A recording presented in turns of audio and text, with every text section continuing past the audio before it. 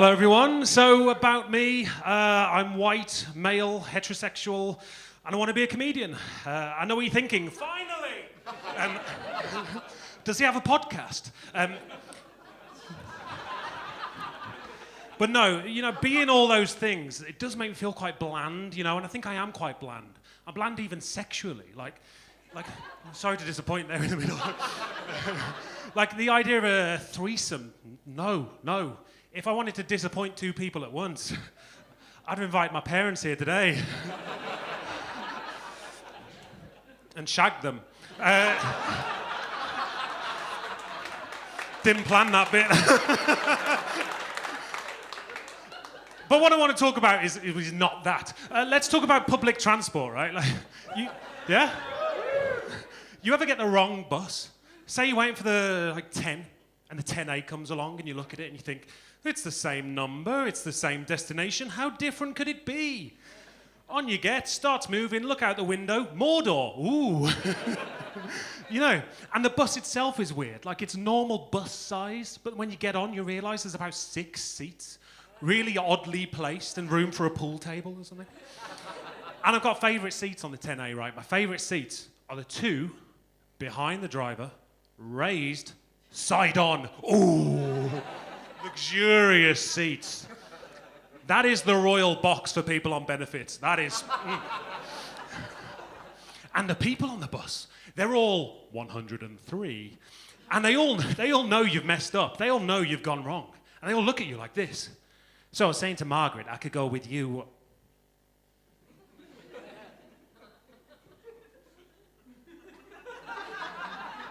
Or I could go by myself. What the hell kind of hills have eyes, deliverance, wrong turn shit is going on the 10A? And you have to just sit there and watch the wrong houses go by in the wrong streets in this mythical 10A world. A world where water runs up and cats bark. And you sit there and you think, who lives here? Who lives on this route? Were they just people who did the same thing as you one day but were too proud to admit it? They got on the 10A and were like, now don't say anything, but I think we've gotten on the wrong bus. We have no choice but to set up a new life for ourselves here. In this wonderful 10A world. A world where the bus comes once every 3 hours, 45 minutes. But you can't do that, can you? Because you got places to be, right? So you need to get off after exactly 2 stops to make it look intentional, right? And you get off with your head held high like, yes, I intended to take this incredibly short journey to nowhere. Okay? But that won't happen for me for much longer because this week I passed my driving test. Sorry. Driving theory test. That come down, right, is absolutely valid. That is absolutely fine. Because the driving theory test is so weird, because it's so low stakes. Like with some exams, it's like, if I fail this, I won't get into university. My parents will disown me. They'll kick me out. I'll kill myself. If you fail the driving theory test, it's like, I could probably get 30 quid and have another bash. Same goes for if you pass it as well. If you pass your driving theory test, it's like, yes, I've done it. I've passed my theory test. I can drive probably in about 1.5 years if I really focus. But the driving theory test is cruel, and I'll tell you why it's cruel.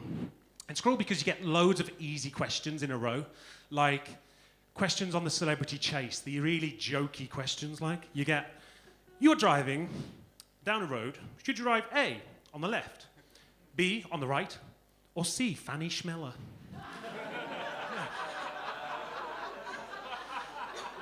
And after you've laughed at that for about 10 minutes, you suddenly get one out of nowhere, you're comfortable, you're confident, and all of a sudden you're driving down a dark country road. You notice a motorcyclist is lying in the middle of the floor. He's crashed into an ancient oak tree. He's bleeding. He's not breathing. Should you A, attempt CPR, B, put him in the recovery position, or C, perform an emergency tracheotomy and inform his next of kin? I'm there looking for D, admit you are not qualified to deal with this situation. Maybe shout, you can't park there, mate. I just drive away on the right-hand side. I'm not an idiot. Right, thank you.